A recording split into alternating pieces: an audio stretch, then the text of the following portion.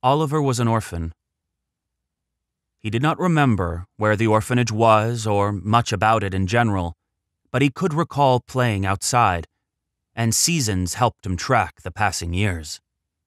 There were 3 winters for sure, maybe a 4th at the orphanage. A few day Olivers could recall in explicit detail. The day he found a baby bird that had fallen out of the tree by the low rock wall at the far end of the play area. The day he got to have lunch with a young couple as they shopped for a child. The one day Oliver could remember most clearly was his last day at the orphanage. The day he met Gerin. Oliver was once again waiting to see the headmaster. He had been playing his favorite playground game, King of the Mountain, from the top of the tiered playset. When he was not knocking down any usurpers, Oliver could see the river that ran down from the mountains to the west. The river flowed past a farm that looked to Oliver how he visualized heaven. He could see the path he would take to go join the family that lived there. He never made the trip. He seldom left the grounds.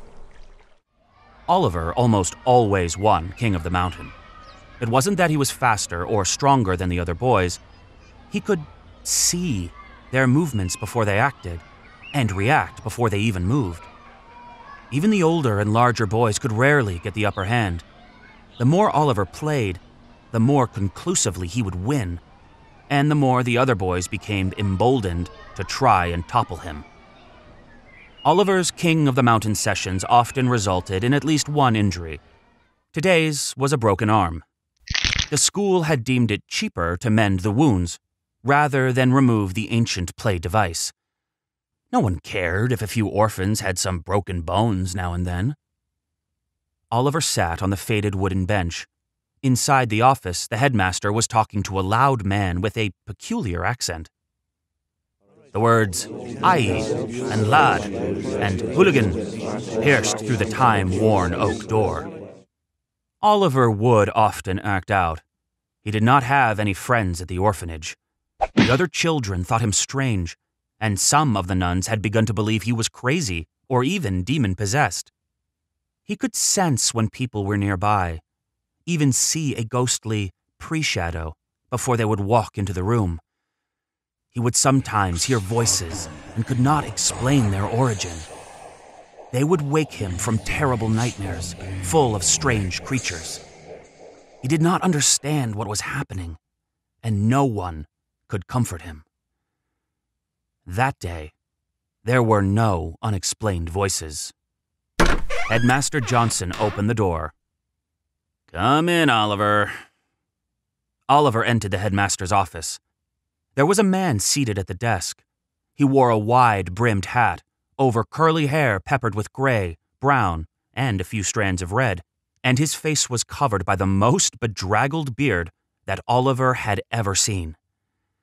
His eyebrows were full and seemed to extend past his plump nose.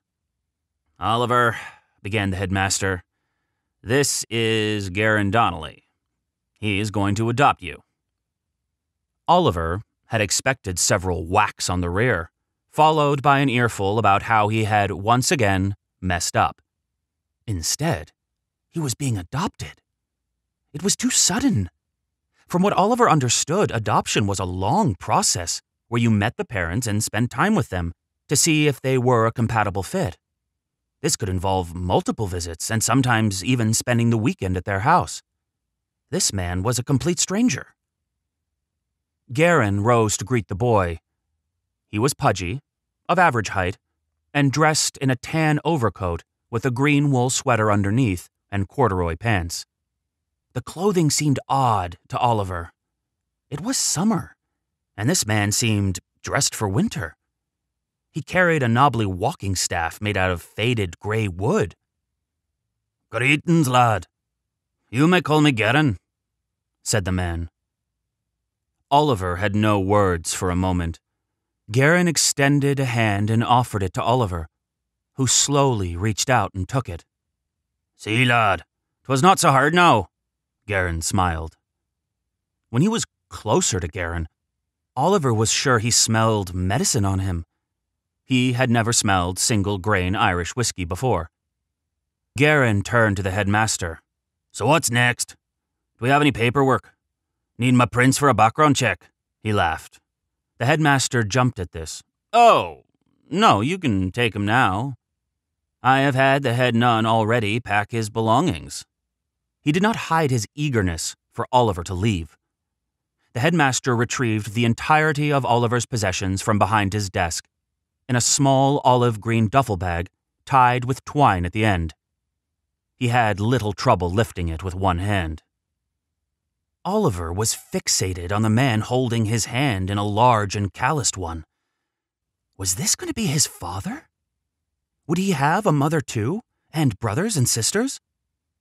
Why would he call him by his name and not Dad? Gerin turned to Oliver. "Retrieve your bag, lad. Each carries his own load."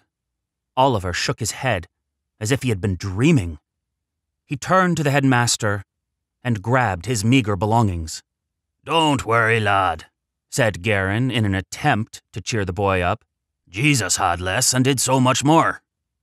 Gerin could see the boy was out of sorts. He kneeled before him and placed his hands on his shoulders. "I'm going to care for you, give you purpose, and the means to pursue that purpose." Oliver did not understand, but when he looked into the strange man's gray eyes, he could sense kindness in his gaze. Despite just meeting, Gerin cared for him.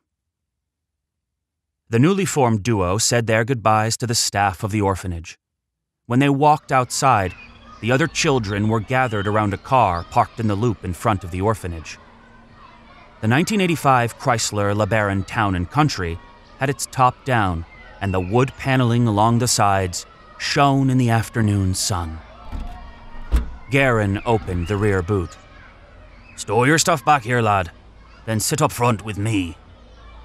Oliver turned and looked at the orphanage.